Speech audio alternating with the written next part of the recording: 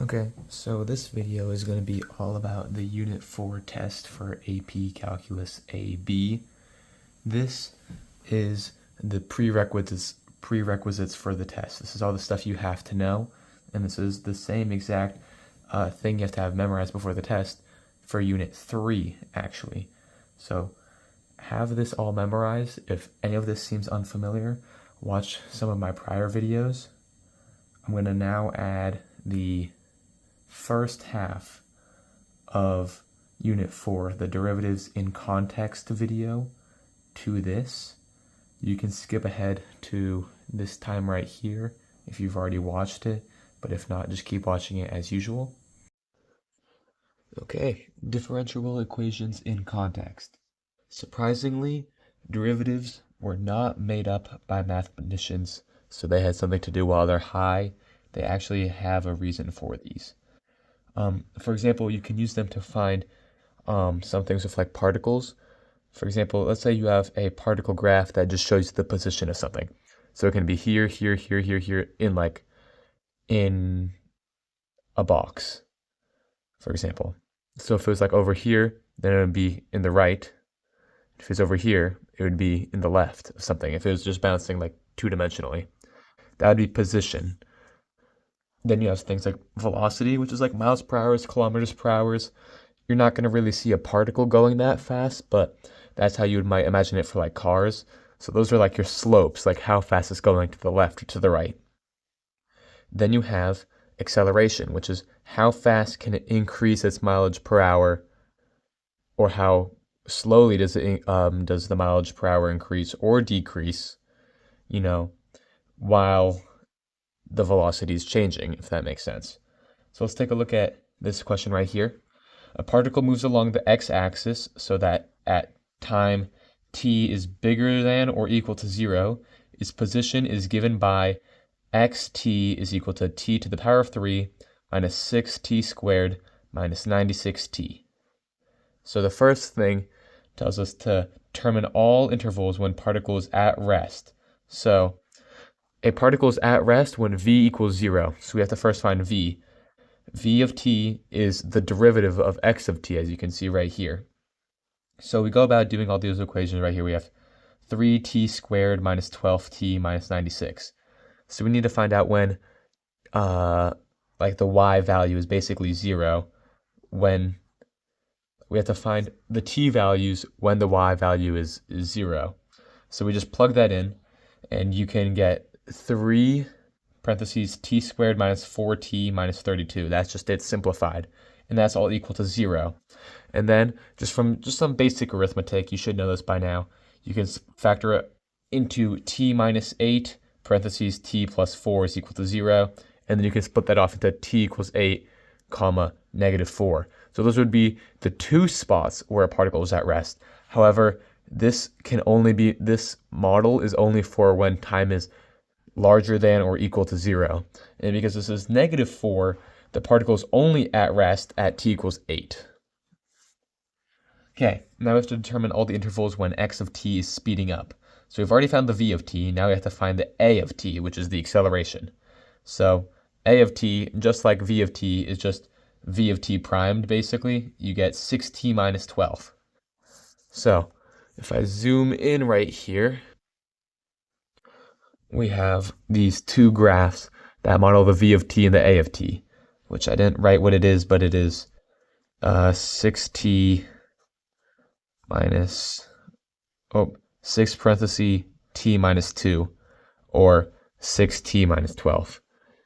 So a particle is speeding up when the a and t and the v of t share the same sign on the same interval, and a particle is slowing down when the opposite happens. So we want to see when is it both positive and when is it both negative. So let's look at this one right here. Because it is an even function, it will be shaped like this, right? Like a U-shaped. If it was negative right here, if the leading coefficient was negative, then it would be upside down in like a little N shape. But since it's not, it's just a U shape. So that's why it goes up to down.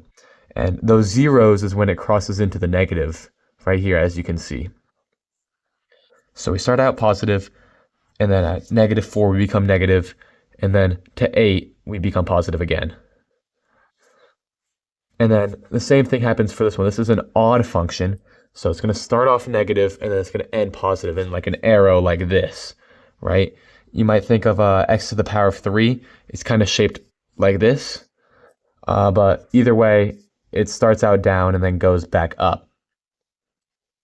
So it crosses the x-intercept right here at 2, and that's when it goes from negative to positive. So right here, from -4 to 2, both of these are negative, and that counts as them being the same sign, which means that it's speeding up right here in between -4 and 2. In addition, it's also increasing from 8, because 8 is when it becomes positive here, to infinity. Onward and onward, it will always just be positive. There's no way it's ever going to be negative in these situations here. So just, sleep soundly at night knowing that these will always be positive from 8 to infinity. So if we were to answer that question originally of like what is the interval where x of t is speeding up, it'd be from -4 to 2, union, which means and, 8 to infinity right over here. So that's the two spots where you see this happening. Okay, acceleration and velocity in relation to graphs is a little bit different, right? So I have it shown right here whether it's speeding up or not speeding up. But this is the most important rules to remember, these 4. Acceleration is positive when it's concave up. Acceleration is negative when it's concave down. Velocity is positive when line goes up. And velocity is negative when line goes down. So right here, it is concave down and it is going down. So this is where it'd be speeding up. Right here, after this point of inflection, it's all concave up. But only here does it actually start increasing again. So this is the only part where it would be speeding up. It's still increasing, but after this point of inflection, it becomes concave down again. So that's why this part isn't highlighted, because it's concave down. But after right here, it starts going negative again and going back down. And since it's negative and concave down, it's speeding up again. It's just speeding up in the opposite direction. Another important thing to remember is that if velocity is negative, something is going to the left. If velocity is positive, it's going to the right. Okay? So if velocity is negative and acceleration is negative, that means that it's going to the left and it's speeding up really quick. And the same would go for the right, just switch the signs. All right, let's talk about an example of a rate in, rate out equation. So let's say we have this question right here. During the time interval 0 to 15, basically, the amount of water in a tank in liters can be modeled by the differential equation m of t, where t is measured in minutes at time t equals 3. There are 37 liters in the tank. What is the best interpretation of the statement m prime of 3 is equal to 25? So my best answer for that would be the amount of water in the tank is increasing at a rate of 25 liters per minute when t equals 3. So I added this liters part because this is our y, right? This function right here is basically saying if I had, for example, if I was 3 minutes in, all right, I would have 37 liters in the tank. That's just giving us our y value. But if I wanted to know how much the water rate is increasing, like how much is going to be going up, the liters entering the tank per minute, I would have to find the y, or the m, specifically m prime of this. That's why we have an m prime here. That's the per minute right here. Per minute comes from this. This is why it's measured in minutes. It's just y over x, because as we know, the derivative is just basically the slope of an instant point. So when t equals 3, because m of 3, t of 3, the amount of water in a tank is increasing at a rate of 25. 25 comes from this. Liters comes from this. Per minute comes from that. So it's very important that you read the equation fully. Now let's say we have another question.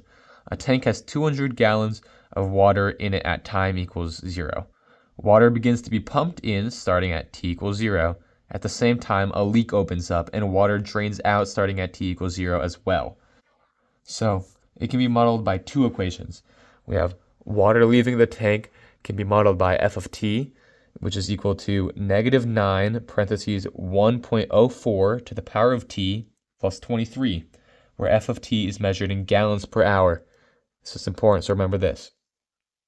The total amount of water in gallons that has been pumped into the tank after the pump was turned on can be modeled by z of t is equal to -216 parentheses 0.92 parentheses to the power of t plus 216. So if we're trying to find in the rate of water increasing and decreasing, we'd have to find the derivative of just one of these, specifically z of t.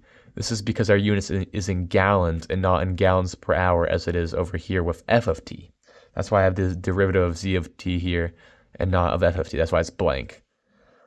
So let's say we want to find a specific one, like we're 19 minutes in, we want to see what the rate is. So we'd put in z prime of 19 minus f of 19. We'd get these two numbers over here, super long chain. I don't want to say them. You want to round them to the 1,000th place, which is 1, 2, 3 points after the decimal. Please, please, please do so, or else you might really screw yourself over when it comes to an actual test, because if you round to the hundredths or to the 10th place, which is to 2 or to 1, you're going to really screw yourself over. You're not going to get the points for something, possibly, even though you got all the work correct leading up to that. Okay, but I got -0.344. And the way you'd interpret that is the amount of water is decreasing at t equals 19 minutes, because z prime of 19 minus f of 19 is equal to -0.344, which is less than 0, right? Negative number usually, most often, means number go down, line go down, and in this case scenario, amount of water in tank go down. This is basically everything you need to know about derivatives in context. Of course, there's more context that you might see, for example, with your calculator. But I will go over that in a second. But, expect to see something like this on like an AP test. Now let's talk about that calculator. So sometimes the equations that you have are going to be really long and you're not going to want to do them at all. For example, this one right here, 2 sine parentheses 0.55 x squared at x equals 1. Sure, I could do that all by hand, but let's be honest, do you really want to do that? The answer is most likely no. So let's say you have a TI-84 plus CE like I do. You want to press the math button. You want to go all the way down to number derivative parentheses, or you can just press 8. Watch as I do that. And you will get this thing right here. D over D something, parentheses, yada yada, square equals, fill in the blank. So, since we just did this one right here, let's put in the derivative of z at 19. So let's take a look at, what was the original equation? -216, parentheses, 0.92, power of t plus 216. So, I'm going to replace t with the variable x. You could do alpha t, but you're saving yourself a lot of time if you do x. You're pressing one less button. So let's type that number in. Negative, this is the button for negative, -216, parentheses, 0.92, parentheses, to the power of x, and then that plus 216 is equal to, or that would be it. I got a bit ahead of myself. Now, if we want to find it at 19, you go to this little box over here, and you just simply type in 19. You enter that number in, you get 3.69396471, and if we look all the way over here, same number, okay? That's how you'd go about finding it for a TI-84. I'm not too sure how you do it for Desmos or like all the other things. This is probably the easiest way you can do it. It's really just plug and play once you get good at it. I wish you luck on whatever test you may be taking AP-wise for AP Calculus. Okay, so related rates are all about context. It's super important to have a keen eye for everything and not skip through. For this test, or this portion of the test specifically, I would really recommend taking your time, don't skip ahead and just get this done as soon as possible, because I promise you, you will flounder, you will lose points. Okay, so be meticulous with this. Let's look at this question right over here. The volume of a cube is decreasing at a constant rate of 115 centimeters per minute. At instant, when volume of cube is 30 centimeters cubed, what is the rate of change of surface area of the cube? So step one, you want to write out what you want or might need and your givens. So you have volume, volume prime, length, length prime, surface area prime. Okay, we need the surface area prime, and these are the two things that were given to us, volume and volume prime. Now, the idea is to find the unknown variables through derivative equations. So let's look at the volume equation, right? For a cube, it's the first side times the second side times the third side. And since they're all the same side, you could just chalk that up to L cubed. So to find length by itself, you just have to cube root the other side. So the side is the cube root of 30 right here. Now L prime is or length prime is a little bit different. You have to use this equation right over here, which is the derivative of this equation. So 3 length squared times length prime equals negative 115. You want to move everything else to the other side, so you just have this on the left side, and this thing at the bottom side is going to look something like this. Okay, then you're just going to plug and play. It's simple. You just put in this number, put it right here, put that little thing in your calculator, and you will get this number, negative 3.970 dot dot. This is the whole thing. I would recommend keeping it like this. Thank goodness your calculator has it all memorized. Use this right here. It'll make it a lot easier for you going on so you don't make any rounding errors. Now let's talk about surface area, or specifically surface area prime. Surface area prime formula is 12th length times length prime. So if we're looking for that, right, for step 3, we're finding what we're actually looking for. We have surface area prime is equal to 12 times length, which is right over here, times negative 3.97 yada yada, which is right here. You plug that into your calculator and you get negative 148.0417 yada yada. Okay, and that is the rate of change for the surface area of the cube. So the surface area of the cube is decreasing, and that makes sense because the length of the cube is also decreasing and the volume is decreasing. So as something gets smaller and smaller, obviously the surface area is also getting smaller and smaller, right? Next we have local linearization, which is basically just tangent lines with some extra steps. So we have the equation right here. Let f be modeled by f of x is equal to x to the power of 5 over 2. What is the approximate value for f of 3.95 found by using the line tangent to the graph of f at x equals 4? So basically, what it's asking us to do is make a tangent line for 4 first. So we're going to have to use our y minus y1 is equal to m parentheses x minus x1, right? Our y equals mx plus b formula right here. This should be memorized already. You should probably know that. If you don't, consider reviewing, I guess.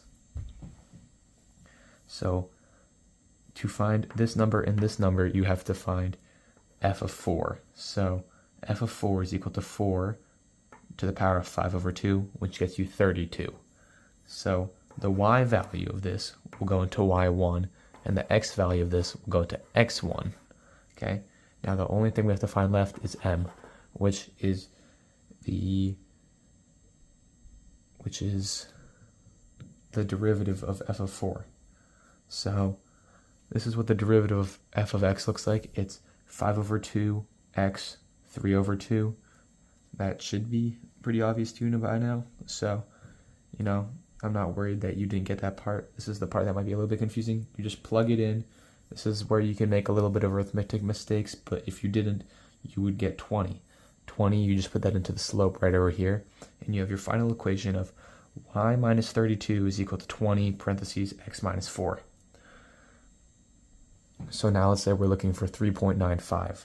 We're just going to plug in that for x. You'll get something like this, and after some, calculating and stuff, you'll get 31. So what can we find out about all this? When x is bigger than 0, the second derivative, which I've drawn right over here, it's 15 over 4 x to the power of 1 over 2, is bigger than 0, meaning the graph is concave up, making the value 31 an underestimation. This is why I have this thing drawn over here. Whenever something is concave down, it is an overestimate, right? O, O. When something is concave up, it is an underestimate. U, U. That's how I remember it. You can try remembering it some other way, but that's what I found is the most easiest way to find that out. If double prime is positive, then it is concave up. If double prime is negative, then it is concave down. That's just how I would go about doing it. Oh, and that's only if your value is already positive. So let's say you had a negative value and it's getting more negative, and your double prime is negative, and I think it is concave up. But don't quote me on that. Okay, now we have L'Hopital's rule. So this one is pretty simple once you actually look into it. Let's look at this question right over here. Evaluate the limit of 3 cosine parentheses minus 6 minus 2x parentheses plus x over 3x plus x squared as x approaches negative 3. You plug that in and you get 0 over 0, which means it's L'Hopital time. What you're going to do is you're going to find the derivative of the top part on its own and the derivative of the bottom part on its own, and then you're just going to plug and play.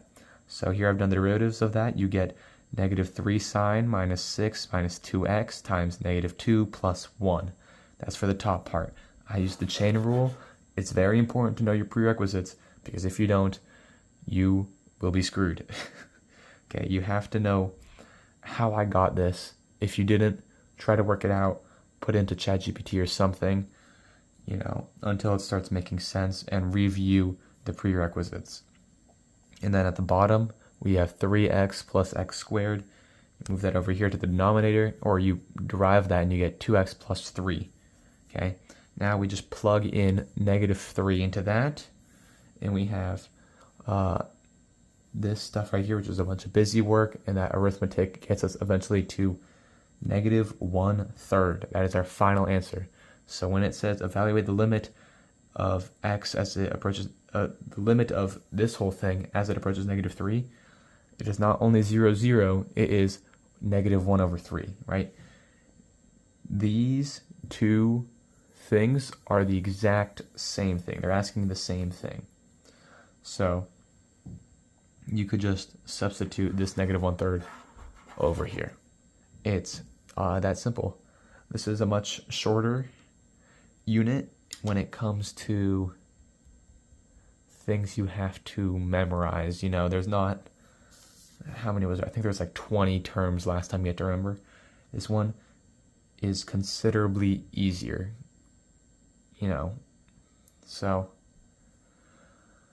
yeah, all I can say is good luck, and yeah, bye.